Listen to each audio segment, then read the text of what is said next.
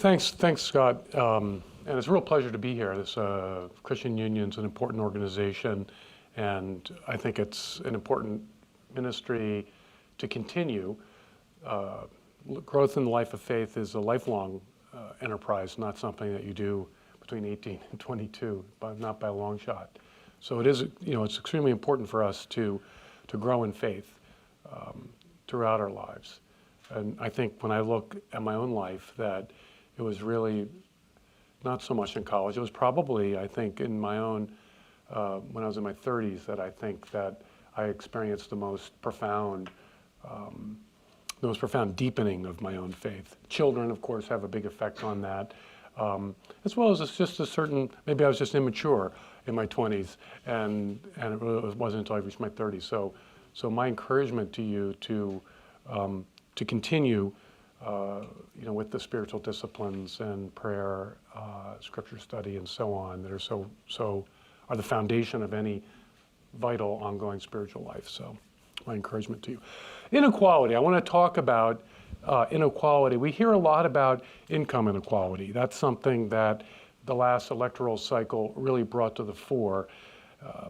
It's in the news all the time, and it really reflects a long-term trend that over the last 30 to 50 years, we know, I think I'm not telling people that they don't know, that the top decile of earners have seen increases in real income, whereas people in the bottom half have stayed flat. And without the redistribution through things like the Earned Income Tax Credit, household income would have fallen in that 30 to 50 year period. So we hear a lot about that. And sort of the Bernie Sanders phenomenon emphasized that, and to a certain extent, the Trump phenomenon as well. And there are some secular trends that are behind this that commentators point to. Technology devalues manual labor, and it increases the value of education. We move from manipulating things, if you will, to manipulating information. So when I was a grad student, I toured a steel mill in Indiana Harbor, which is south of Chicago. And you go to this steel, to the mill, and there's just vast stretches of vacant land. And what used to employ 40,000 men now employs about 4,000. But I was told by the person giving me the tour that they actually make more steel now than they made at their peak employment in the 1950s. And also globalization also alters the value of labor, increases labor competition on a global scale, and also increases the value of those who are adept at managing large enterprises. So we know that basically the problem, however, that I think we've become more aware of over the last year, 2016 was a year when I think a lot of people opened their eyes and realized that our country is no longer united by a kind of large, all-encompassing middle class. That what we used to take for granted as the ballast in our cultural, social, political system is much diminished. And it's eroded, actually, in both directions. It's eroded up and it's eroded down. And so now, just in a rough way of thinking about it, thinking about this in 2017, we have a culture in which the top 20% or so of society thrives. The bottom 30% of our society is dysfunctional and fails to thrive, and the middle 50% is very anxious. And so, to me, that's a kind of that's not a healthy situation for a society to have the bottom 30% in a kind of state of chronic failure, and but even more importantly, or just as importantly, to have the middle be in an anxious position of not really knowing whether it's going to be whether it's going to fall increasingly down into that that chronic that cohort of chronic failure. But that's stuff that we hear about a lot already. Read the New York Times, read the Wall Street Journal, read major magazines, and you get this kind of analysis. What I think is not adequately identified by the secular press is a moral or cultural inequality that parallels, and in many ways is engaged in a kind of vicious circle with economic inequality. So that's what I want to talk about, is the moral or cultural inequality. Because we've been through a long season over the course of my lifetime. I was born in 1959, and over the course of my lifetime, we've been in a long season of cultural deregulation. And that's been, I think, one of the defining cultural features. We've got, really sort of unlimited access to pornography, the normalization of drug use, and now increasingly in some states legalization of marijuana, kind of new sexual morality, redefinition of marriage, and even an attack on the very distinction between male and female. So this kind of atmosphere of deregulation, I like to say that to my secular friends who are liberals, I say, well, what happens when you deregulate the economy? And they worry that in a deregulated economy, the strong flourish and the weak suffer. Because in an economic competition, whoever's got the most, resources or talent will rise to the top in a deregulated market, and those who have less will tend to fall. And I say, exactly. What's the problem with cultural deregulation? The strong flourish and the weak are harmed. Well, it's sometimes hard to sort of spell out how that's possible, but we do know there's some serious warning signs out there. I think it was in 2016, fall of 2016, that two Princeton economists, Angus Deaton and his wife Ann Case, published an article about the striking rise in the mortality rates, or let's call it, maybe more accurately call it, the decline in life expectancy for white working class Americans. And so these are folks with a high school degree or less in some instances that are experiencing, which is kind of shocking in the rich world, that you have, and it's not just by a little, it's actually by quite a lot. I think it's 3 or 4 year decline in life expectancy for white women without without anything more than a diploma, high school diploma, or I think it's about 3 years or something like that for men. And then they followed up with another paper which got released last month saying that things are even worse than they had thought they were. And they started disaggregating the causes of death.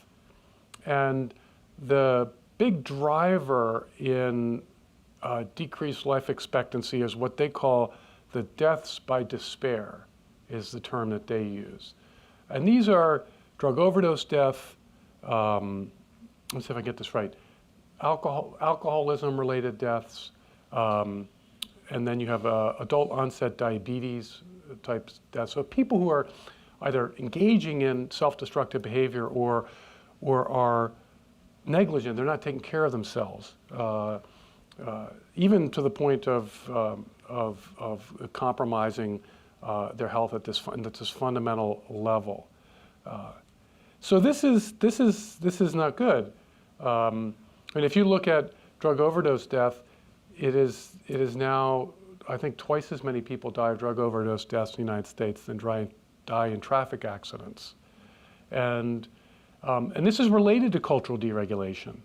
So suicide is up in the United States, and it's up the most in Oregon, which is the state that legalized doctor-assisted suicide. So as we deregulate our culture, we normalize dysfunctional behavior, or at the very least, we don't want to judge it, and so there's an atmosphere of non-judgmentalism. So it strikes me as a judgment on our elite society. The Christian Union its ministry is to nurture Christian faith for students at elite universities. And it's a kind of judgment on elite universities that that there's not attention to this issue. I mean, at Yale, they don't have a Dignity of the Workers Week. They don't even have a Save the Planet Week. Instead, they have Sex Week. And there's something going on here about the deregulation project being so warmly affirmed at elite universities, at elite institutions. That has caused me, as a having spent my time in that environment, sort of wonder what is going on here, that elite institutions so warmly embrace the deregulation of culture. There's a kind of project here that I've wanted to look at, and it seems to be, it seems to be that. So I when I was working on this book that Scott Crosby, generously recommended, I started trying to figure out, is this just an accident? This correlation of cultural deregulation and elite institutions.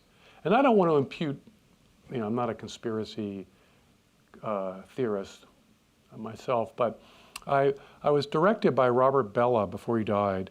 He and I had some conversations about this. And I said to him that this whole deregulation process seems to be sort of really tough on people who are vulnerable, and sort of okay for people who have a lot of social, they're well-disciplined and well-educated. They can kind of do the sort of careful calculation, a little hedonism, but not too much. We kind of worship the hearth gods of health, wealth, and hedonism in our time, or health, wealth, and pleasure. And one of the advantages there is that the hearth god of health is often limiting the god of pleasure. And so there's hedonism, but not too much. Or the wealth god.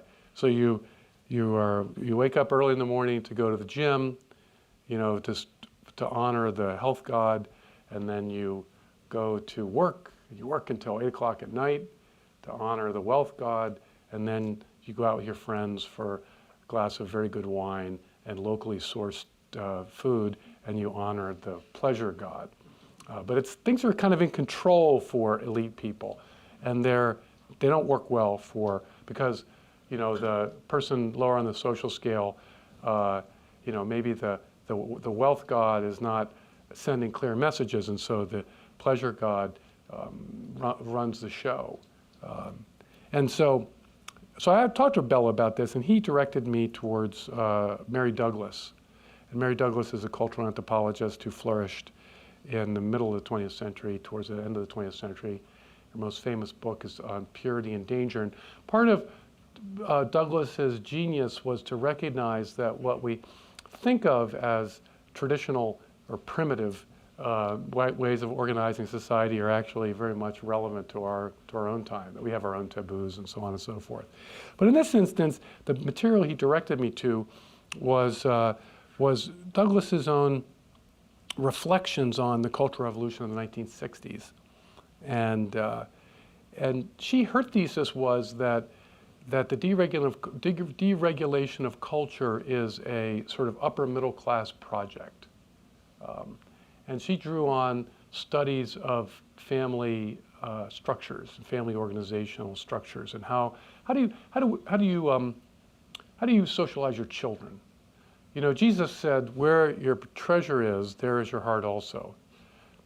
I don't want to presume but I certainly don't want to contradict our Lord, but I would add, supplement that by saying that where your children are, there is your heart also. And you can often judge a parent's real social values by what they do and what they expect from their children. And she observed that there are two authority systems that are operative in the 20th century. And there's what she calls restricted code positional authority. And then there's enhanced code, role authority. And so restricted code positional. Why can't I dress like a girl because you're a boy? Why do I have to do my homework? Because I said so, or because students have to do those things, or why do I have to get a job? Because you have to provide for your family, whatever. The point being that short, brief responses to these kinds of questions from children that identify, well, this is your position, and so it's a relatively rigid structured mode of social authority, and so she was interested in this because it had to do with kind of clear signals, clear guidelines, and then the enhanced code is, well, why do you have to do homework? Well, Johnny, you really need to think about what your long-term goals are. Or, your father and I really want you to be successful, and you have to make up your own. You have to make up your own mind, but you have to consider what the long-term consequences are, et cetera, and so you could see that these are different ways. One is a kind of verbally enhanced. That's why she taught enhanced code, a verbally enhanced way of socializing children. The other is a kind of more limited, cursory, direct way. And when you think about it, well-educated, high IQ people are good at manipulating language, and so this would be a form of social authority that people like me would, and all of us in this room, would prefer. I mean, it gives us an advantage in a way. We get flexibility, if you will, to navigate, because people, we want to be accommodating of our differences and, different sorts of things. But it also makes the person who is the most morally articulate, it gives them authority, a certain kind of authority in the world. Meanwhile, the judgmental, rigid, legalistic, all those pejorative terms in our time, way of approaching things, which is, Douglas says, a kind of working class way, sort of lower class way of conveying social authority, we've increasingly attacked as being judgmental, discriminatory, or in some way conveying some sort of social evil. And so it was by reading Douglas that made me step back and realize, whoa, cultural deregulation has a kind of is a kind of class war, has a class war dimension to it. This is not intentional. It's not like people are saying, hey, how do we get up? How do we wind up being on top?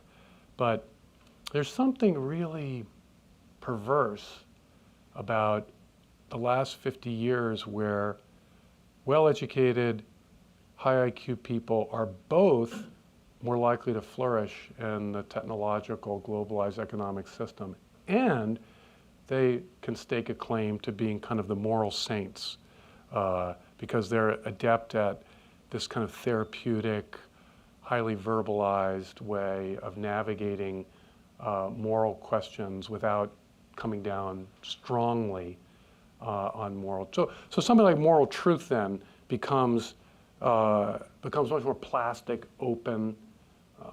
My experience is very few people are moral relativists. They don't say, oh, there's no such thing as moral truth, but they tend to be what I call moral minimalists.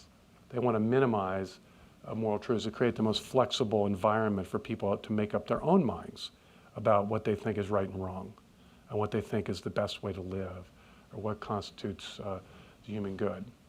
And so we're socialized, you guys have probably all in at one stage been socialized to be non-judgmental. And to be non-judgmental is that's a strategy or a socializing strategy to soften and weaken these kind of sharp clear signals about moral right and moral wrong. So yes, you're not supposed to steal. Yes, you're not supposed to murder.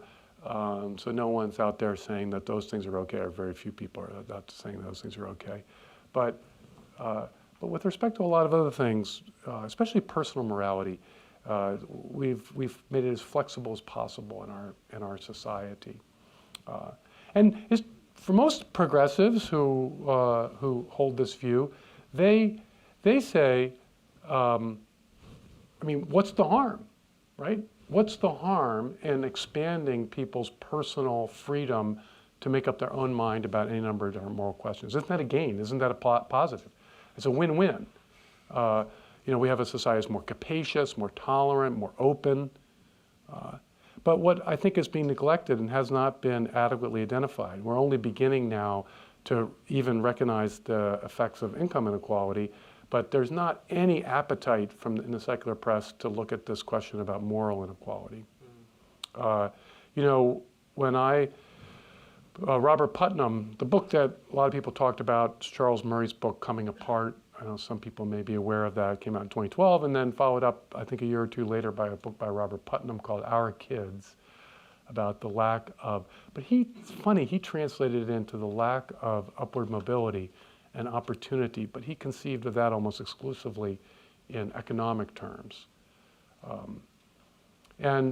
But one of the great things about Putnam is that he got his team of sociologists to do interviews with young people, teenagers, people in their teens and early 20s from poor backgrounds, and he recounts a kind of narrative account of what they say. And if you listen to what they say, they actually don't say that the biggest problem I face is that I can't get a job or can't get a high-paying job.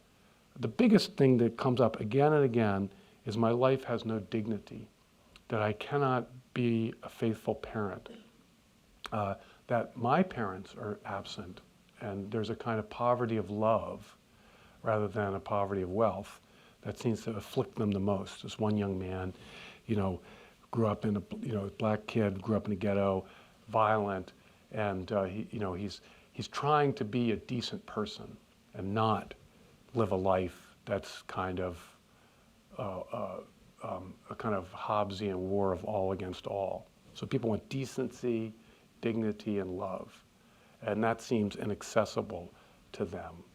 So this strikes me as the crisis of our time. Yes, unemployment is a problem for the bottom 30%. But if you look at marriage, which is collapsing in the bottom half of society, and out-of-wedlock births for the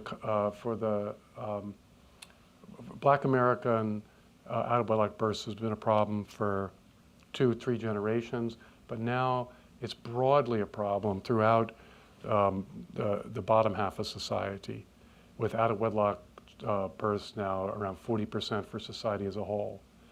And in spite of the fact that you read about Hollywood stars who have their children without the benefit of marriage, the fact of the matter is for people in the top 20% of society, illegitimacy is vanishingly small percent of childbirth. So it's just, people in our social set have figured out that marriage is an important institution. They may not hold a Christian view of marriage.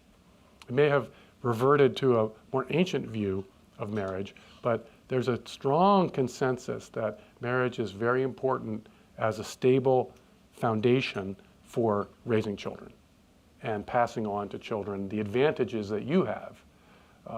So, I mean, it's really quite striking how, divorce rates went up in the top 20% of society and after the divorce revolution in the early 1970s, but has crept down and is now somewhat higher than it was in the 1950s, but not a lot higher than it was in the 1950s.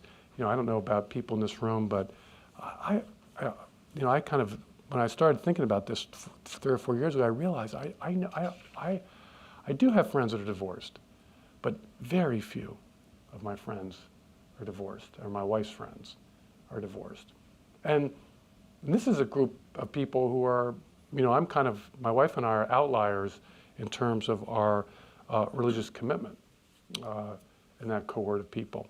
So marriage and then church going, that's another thing that's collapsed is collapsing in the bottom third of society. It's you're more likely to go to church if you have a college degree than if you don't have a college degree in the United States. So it's so two foundations of, if you will, moral spiritual foundations. I think marriage and the church going are two foundations that are more than just having money in the bank. These have profound spiritually stabilizing effects for people and give them a sense of purpose and hope, as well as guidance and focus for their lives. They're both very much in decline in the bottom half of society. And so people need guardrails. People need guardrails. And we've dismantled a lot of the guardrails in our society. And if you're a good driver, and you can drive on a dangerous road without guardrails, but it's a cruel society, it seems to me, that is organized only around the needs of people who are good drivers that drive nice cars that have, safe tires and all those sorts of things. They're not going to have a blowout or what have you. Sadly, a lot of our fellow citizens aren't good drivers. They drive in jalopies that don't handle very well, and they need guardrails. So it seems to me that going forward, I think we, as Christians, have a civic responsibility to try to think about how we can reconstruct the guardrails in our society. I think that's really what I think our job should be. It's not going to be easy, it seems to me, but there's a kind of self-serving attitude in non-judgmentalism that needs to be called out. Well, maybe the very first thing to do is to point to the moral inequality and to force our society as a whole to engage it. Why has marriage collapsed or is collapsing in the bottom half of society? So we need to engage this question, and we need to try to figure out how to reconstruct these things. And I think that the two most important areas are domestic order, if you will, helping people to achieve some degree of domestic stability. Marriage, obviously, is key. And then I think civic life, right? And church is because it's a supernatural, sacred form of community that that can bind people together and provide them with some supernatural, sacred, spiritual orientation to help navigate in their difficult situations, difficult lives. So we should be concerned, it seems to me, about the divisions in our society. I think one of the key elements is not so much equality. I don't think equality is a biblical principle, but certainly solidarity is a biblical principle that we need to be present, and we need to be accept responsibility for our neighbor, and there's a civic dimension to that, not just our near neighbor, but our neighbor in the sense of those with whom we share this very large and diverse society. So I think that we need to renew solidarity. We need to renew an environment where our fellow citizens can lead dignified lives. And to do that, I think we need to renew the moral fabric of society. So let's not be deceived by our materialist public culture and its presumption that economics are all important. And let's look at the moral, cultural, and spiritual dimensions of life that are increasingly there's a poverty there. There's a moral, spiritual, cultural poverty that we need to address. So my sense of what we're up against today is not going to be easy, but then nothing in really that matters is easy. And I think this is the pressing issue of our time, is the moral, spiritual, and cultural poverty that our fellow citizens have to endure. And that it far exceeds the pain and debilitating effects of economic inequality. You know, when Putnam talks about his childhood growing up, he grew up in a town on the Lake Erie in Ohio, and one of the people he profiles is one of the black kids that he went to school with, whose parents had fled the South. This fellow's mother worked as a house cleaner, and his father worked as a janitor in one of the nearby factories. So economically, racial discrimination and lack of material resources were quite extreme. But nonetheless, they provided their son with religious faith, a loving family, and he went on to be very successful. And you look at that and you say, well, people can endure and actually thrive in an environment of economic want if they have the spiritual and moral resources to do so. And so, not that we ought not to also want to provide people with material resources, of course, but let's not shortchange the spiritual and the cultural and the moral dimension. Well, thank you very much, and I'd be happy to take questions. Yeah, we've got about 10 minutes, so we can do some Q&A here. I didn't give people the roadmap forward, but yes? So we talked about how marriage is important and how we should strengthen that, and I think having that idea pitched to the lower class or just society in general would be people might listen, but what if in proposing a solution to that, people say, well, marriage, let's define marriage, and let's include same-sex marriage, and let's include all these other things with this mind that we're going to be strengthening the institution of marriage for the benefit of society. So what if that sort of a thing happens? How do we talk about that, especially about addressing personal morality? Yes. No, but we're in a difficult situation because in good conscience, I can't affirm gay marriage. But on the other hand, I think we can try to think about how to support initiatives that are pro-marriage broadly, and just accept the fact that some people are going to interpret that as pro-gay marriage. So it's one thing to sort of, so like for instance, I think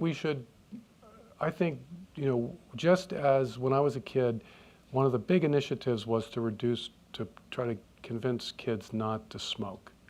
So you got all this health information, pictures and all these cancerous lungs, and that had an effect. Facts, biological facts about smoking. Of course, sex education is all facts. So I think we should lobby for a marriage component of mandatory sex education. What are the health and economic outcomes for children about marriage?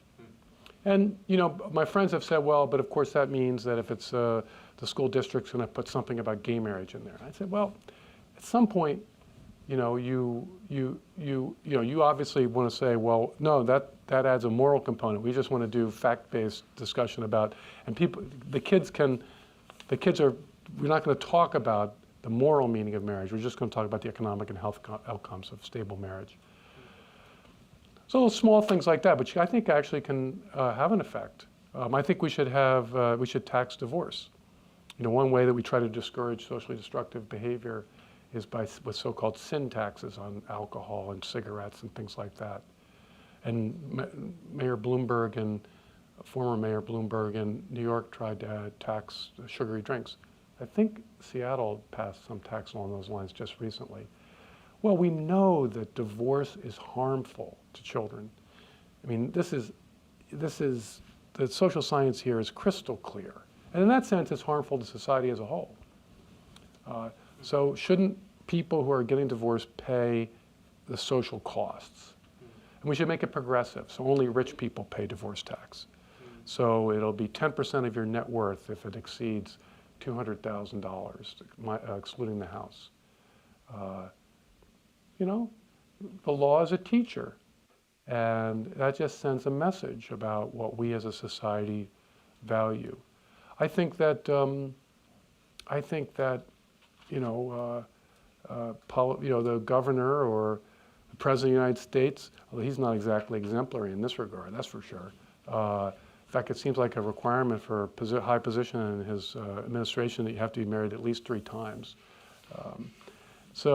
But you know, it would have been better if President Obama had done it, but to go to weddings, you know, just a symbolic thing. Marriage is important. We value marriage. I mean, the symbolism matters. And right now, the symbolism that young people are getting is all being fed to them through Hollywood, music industry, which is not. We need to counter that. We need to counter that publicly. We need to tell our leaders, our public leaders, you need to take a stand and not to get on a pulpit and denounce, but symbolically, you know, say, you know, marriage is a wonderful thing. So those are just some of my ideas about how I think we could try to work towards strengthening the culture of marriage. Yeah. Well, first of all, thank you. There's a lot to think about there. And really, this is a conversation that's very stimulating in my mind. And certainly there's a lot of nuances and details to work out in the activity. But there's one criticism or question that I'd like you to deal with for me. And that is, there seems to be a correlation between economics and morality in this current world. Mm-hmm. To what extent do we know that those are independent variables? Or are they not independent variables? So, or you have chicken and egg problems. Yes. Yes. Yeah, I think the social. I've got a couple friends that are, you know, econometricians and things like that. You know, and they have all these fancy statistical techniques to try to disaggregate causes, but they've both said that it's more of an art than a science. So I don't have a solution there. I mean, part of it is that there's some things that are just intrinsically valuable. So, you know, somebody says, well, a recent study has shown that marriage doesn't have as big an impact on, you know, family outcomes, children's outcomes, blah, blah, blah, blah, blah. And, you know, at some point you just sort of say, well, okay, fair enough, but marriage is an intrinsic good. It's not just, I mean, that's the point, is that we can make these arguments about how these institutions, that going to church is good for your health outcomes, higher self-reported happiness for people who go to church, for instance. I mean, it's really kind of astounding. So if somebody came to me and said, well, what's the one thing that I do? Well, I would say there are actually 2 things, but if you said, what's the one thing I could do to improve my health, my economic outcomes, and my own happiness? I would say, well, actually, there are 2 things: get married and go to church. But the paradox is that that's not a reason to do either of those 2 things. So it's something that we know is that it comes from these things, but in a way, it only comes from them precisely because we're doing them for their own sake. So someone who says, oh, I'm going to get married because it, there's a kind of economies of scale, right? You know, it's cheaper rent, 2 people, tax benefits, et cetera, et cetera. This is a person that you might be a little nervous. I mean, this is not someone to bet on in terms of lifelong marriage, right? So it's a paradox, right? And one of my friends who is a lawyer said the best way to double your net worth is to not get divorced. So it's the biggest hammer on wealth is divorce. So I don't know how to go with that. Yeah. Thank you. Also, I appreciate your talk. This is a new concept, so I need some time to think about it. And well, I wanted to add, I'm in HR. I wanted to add one thing you didn't mention is that women's liberation movement which I'm totally behind pretty much, but that's hurt the poor more than the rich because it's basically forced mothers to work, and rich mothers don't have to work. And so Well, let's go. You're in HR, so let's step back. All the energy is in the 1% issues. That's right. That's when right. it comes to women in the It's not workplace. worried about working mothers who make $30K. and It's can't a afford glass ceiling. I mean, good grief. Yeah. You know, whether or not already rich women can get even richer. Yeah, there's some focus on it, I would say, but you're right. It's that the margins, the main focus is on the rich. And I think actually gay rights is a rich That's right. issue. That's right. And I think a lot of some of my progressive friends who I meet with regularly, because it's important to talk to people who you trust their integrity intellectually and morally, and some who disagree with you pretty profoundly. Right. So, and one of my friends said, look, the gay issue is so important because we can't win anywhere else. Yeah. Everything else we've been stymied. And the fact of the matter is that on economically, the Democratic Party is completely sold out to the interests of the wealthy. So at least here we can make some sort of moral progress. Yeah. But even there I challenge him back and say, well, but gay marriage is a luxury good for the rich that's going to be paid for by the poor. And you look at Clinton's campaign, I mean, that was a tension. She's trying to recruit minorities who don't believe in gay marriage. Right. And she's a champion of gay marriage, so there was some tension, I think, there. Well, my question I kind of have is, I kind of go on. I'm not so sure about women's liberation either. It's interesting. Yeah, I mean, what do you mean? You know, it's been a mixed bag. Sure. But you know. As you point out, so you're using a euphemism, social regulation. Yes. I think that's intentional because it's really could be oppression, right? Jim Crow social regulation. Yes, indeed. I mean, banning interracial marriage, making women not be able to own property. All those things are also social regulation. I don't think, and you obviously don't want to go back there. Well, So right. my question kind of is around that you could be very patronizing with this approach because I think factually, poor people have lower morality standards because they're poor. And if you had people who were less poor, they would be able to bring themselves up in a certain sense. So my kind of feeling is the solution should be economic, not trying to moralize things. Now, I liked your proposals. Well, but They I make no think payments, let's do double. Let's get two things. That's great intervention and really important because you really strike to the heart of the matter here. And I think that now I'm losing my train of thought. Complimenting you, that's a terrible mistake on my part.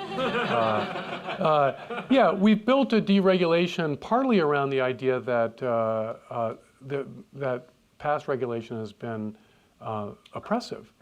But this is a kind of throwing the baby out with the bathwater. Right. So we've had evil regulation of people's behavior, therefore we should have no regulation.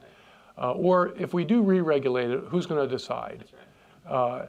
And I accept that if we re-regulate, who's going to decide. But I would submit that the pattern of deregulation has reached a point of crisis in our society. And you look at those deaths I think focusing on the white working class is important because immigrants bring social capital with them. So these are people who are totally dependent on us for their social signals. Kind of the rich white world for social signals. And we are in a situation that's comparable to the Soviet Union in the 1990s after the collapse of communism. I mean, it is horrendous. So you go someplace like New Hampshire and everybody knows somebody, or at least knows somebody who knows somebody who's died of a drug overdose death. So I would say, okay, it's hard, it's perilous, there are pitfalls here, we could over-regulate, we could regulate wrongly, but the consequences of continuing on this path are disastrous. We have to re-engage this question. And on the economic one, I'm very suspicious of this because typically what we have heard from politicians for the last generation is education, education, education. Half the population is below median IQ by definition.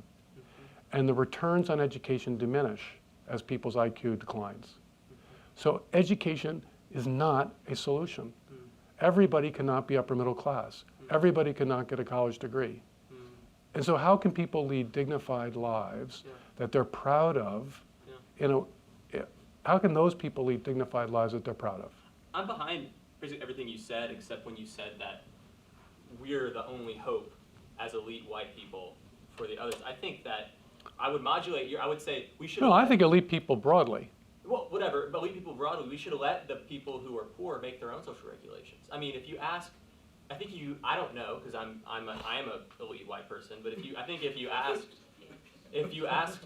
asked somebody from, a poor part of Houston, say the 3rd Ward in Houston, they would say, let us elect our own DA. That would be the first thing they said, because the white DA that we have doesn't care about is oppressing our community. So you didn't mention that in your social. I just think that perhaps, and I'll stop talking. I really appreciate your talk. No, I think that's good too. I mean, so we have to look at where we are. In some places, our goal should be to, remove the stranglehold of a certain kind of progressive furthering of this deregulation project. I mean, transgender bathrooms are a kind of classic example of this. I mean, look, I don't want to downplay the kind of suffering that some teenage kid who doesn't know whether he's a boy or girl is undergoing. I mean, that's real. And we as a society ought to be able to try to engage that kid in a way that's sympathetic and tries to help them. But to reorganize, to basically obscure at a fundamental level the signals that you send to adolescent kids about what it means to be a boy and what it means to be a girl is, I mean, wow. That you're basically, I don't know, for a tiny portion of the population, you're obscuring the most important thing a person has to learn, which is what it means to be a man or what it means to be a woman. And that's why I'm ambivalent about women's liberation. Not that I think women ought not to have every avenue towards economic or educational opportunity, but that it often tends to want to deny that there's a difference between men and women. And to me, this is at the root of some of our, we ain't seen nothing yet when it comes to social dysfunction. If we really remove what remains of socialization, because that's the ultimate positional restricted code. Why? Because you're a boy. Why? Because you're a girl. Why can't I play on the football team? Because you're a girl. Why can't I play on the girls' tennis team? Because you're a boy. That's the ultimate restricted code. And I just think people, rich people like me, I can send my kids to schools, private schools that finesse all this. And then they have therapists and people talking about it in all these euphemistic ways, make healthy decisions, be wise. Well, you can develop these elaborate mechanisms. But I think ordinary people are just disoriented. So your point is well taken. Who, if I'm right that we need to re-regulate, who does the re-regulating? And I think there has to be conversations both civically, in terms of locally and also nationally. Solidarity. Use that word. That's a great word. Mm-hmm. Yes. I'm just wondering about your usage of the deregulation versus regulation Yes. language. And I guess I was wondering, I kind of think of maybe the progressive agenda as far as very regulating, especially regarding the media and Political correctness. institutions like Harvard or Dartmouth or whatever. So political correctness being a kind of regulatory regime. Right, but even just how things are taught in school. And I think that's really high regulation, and I'm wondering if there was actual deregulation, if that would be a good thing, not in terms of freedom of bathrooms, but I think even making the bathrooms that way is a regulatory form of sending a clear message that okay, this is our agenda, what we're showing. So if there was real deregulation in terms of freedom of thought, what would that mean to you? No, that's a great. Language. When I make these presentations, that's the question people have. Well, isn't the progressivism a kind of regulation? Yes, it's a very strict regulatory regime for the sake of deregulation. In other words, you're not allowed to say anything that will renew the old restricted code way of thinking. So it's a obligatory enhanced code, obligatory non-judgmentalism. So it is regulatory, but it's it's regulatory for the sake of keeping the cultural space as fluid and open as possible, as I see it. So we're tempted to think, well, what we really want is we want deregulation so that we can sort of say what we believe, which is, of course, good, right? But I think that actually, no, civically, we ought to want to re-regulate according to sound principles. You know, moderately, modestly, we want to have an open, tolerant, capacious society. You know, that's my point about re-engaging marriage. We're going to have to figure out. I think on the pro-life issue, you know, if tomorrow abortion became illegal in the United States, I can get behind that. You know, I can get behind that. But what would it mean to overturn Obergefell? Would that mean that couples that are married are no longer married? I mean, this is a much more complicated, marriage is so much more multifaceted than this raw question about the sanctity of life, which is one reason why people can really convert on the sanctity of life question. It's so it's very laser-like focused on a fundamental human value. Marriage opens out in other ways. So I think there's an example of where we're going to have to navigate. You guys, you're young, the young people in the room, are going to have to spend your life navigating this in a way that I'm not sure how. But you want to follow up before Scott wants to come on and shut us down. But I was just wondering how you came up with the 10% tax on the divorce rate over 200,000. Just because I feel like already, I know you kind of made me joke about, oh, marriage is this economically beneficial thing, but I think some people do think like, oh, this is a huge risk and divorce is super expensive. And I'm just wondering. So you think it would be a deterrent for people to get married? Yeah, like for people who are not religious to get married, like, oh, this would just make everything super complicated. And like, what do you think the effect would? I guess you think it'd be good, but. No, it would be a factor, but I just think we cannot allow ourselves to be paralyzed by the fact that every action we take, right? So if we re-regulate in some way, and this would be a kind of re-regulation, would have all kinds of unintended effects. But we've got to start somewhere. We can't just, as citizens, as leaders in our society, we can't just say, you know, people are dying of drug overdose stuff. What can you do? You know, mortality rates are, life expectancies are declining. What can you do? You know, I think we have to forge ahead and try to make intelligent. Maybe my suggestion is, you know, ultimately, the harms outweigh the benefits. Perfectly open to that. But I just throw those examples out as something. We got to think about these things. I just want to seek some practical wisdom on the marriage front for particularly the young professionals here. One of the practical realities, particularly in New York, that I see among my friends that are not married, but are in relationship, the economies of scale argument is always used to move in. Yes. Once moved in, they effectively put their relationship on trial, pre-marriage, pre-true Yes. commitment. What is and I, you know, my personal views, I think that really sets up the relationship for failure from the outset, or certainly puts the scales of potential failure higher than if they were to just make a covenant commitment and then move in thereafter. But I understand the realities of living in New York. Same with San Francisco, maybe make some arguments around Boston.